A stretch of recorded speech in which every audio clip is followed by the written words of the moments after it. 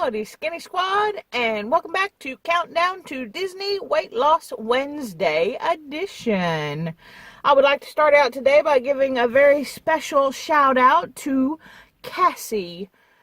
Yesterday was Cassie's birthday. It was a big birthday, as y'all know, for those who follow along. She turned 40. She took the day off of work, but I did call her and wish her a happy birthday. I also got her a hand mixer for her birthday so she can make some yummy keto recipes and then let me know how they work. So it was still a nice thing to do and a little selfish. But I love you, Cass. Hope you have a very happy birthday. So moving on from there with it, Countdown to Disney, there are, when you watch this, if you watch it when it comes out on Wednesday, 73 days remaining in our Countdown to Disney.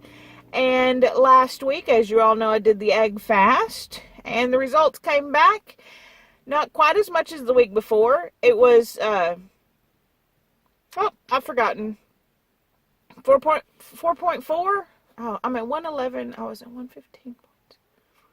4.4 pounds, or close to that, 4 something. It wasn't quite as much as last week, though, but still really good, over 4 pounds, so it's still working. I've been loving adding in the avocados, which I mentioned on Sunday. Most of the time, I eat them just like I said, they're delicious. People had talked about baking them and putting a fried egg on it, or putting an egg on it of any kind. Avocado and egg, the combo sounds delicious, so I had that combo. But I didn't bake my avocado. I just ate it with some egg and mixed it all up in a bowl.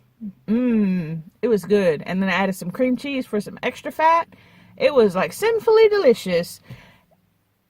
I'm still having problems meeting all my macros though for fat. It's hard to eat enough fat in a day when you're doing this. That so far has been my challenge, because I'm already in ketosis from doing the plans before, and although it's working better now and the weight loss seems to be a little bit greater currently, hopefully that'll stay, but as I'll say every week, a loss is a loss, so I'm really excited. I'm just actually really excited about like almost 9 pounds in 2 weeks.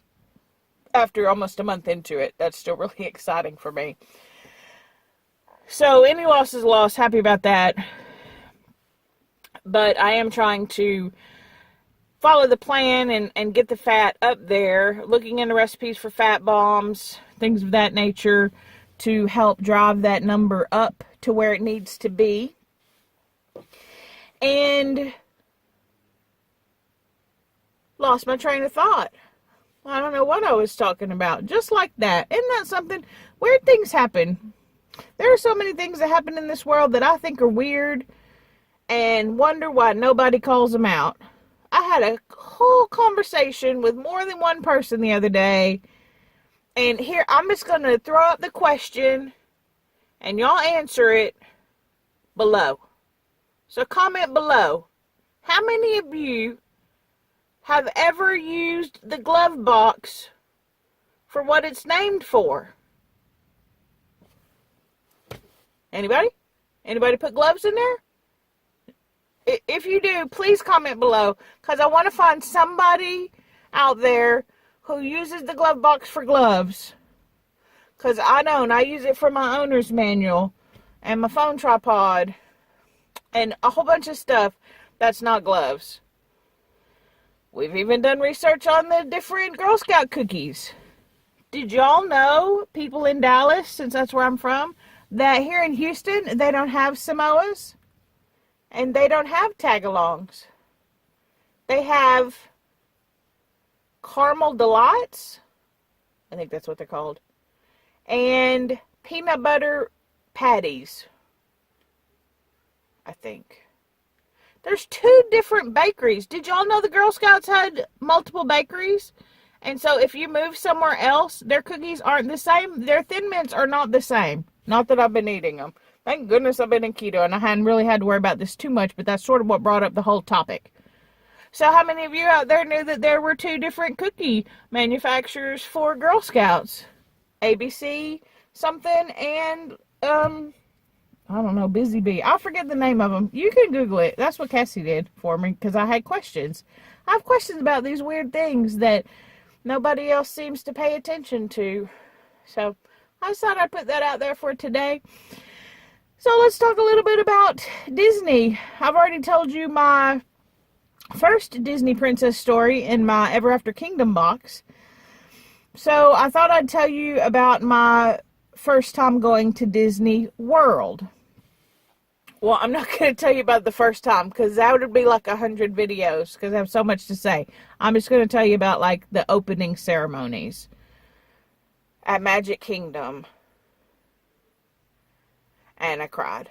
And I cried a bunch. And there's a picture of me that I'm pretty sure Mike took of me just looking happy and tears just streaming down my face.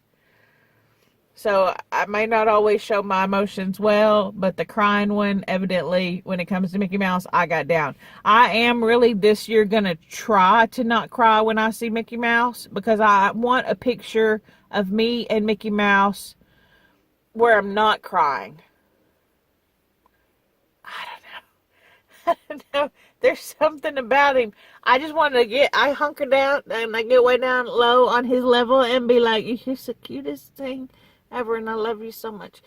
So we'll have to see how that goes. But if I got to meet anybody this year, out of all of the characters that I can meet, the one person that I met in Disneyland who I didn't get to see in Disney World but would love to see again, may come as a little bit of a surprise for some, and it is sort of an odd character, I guess, to want to see again, but when I was in Disneyland, I got to dance with the Beast.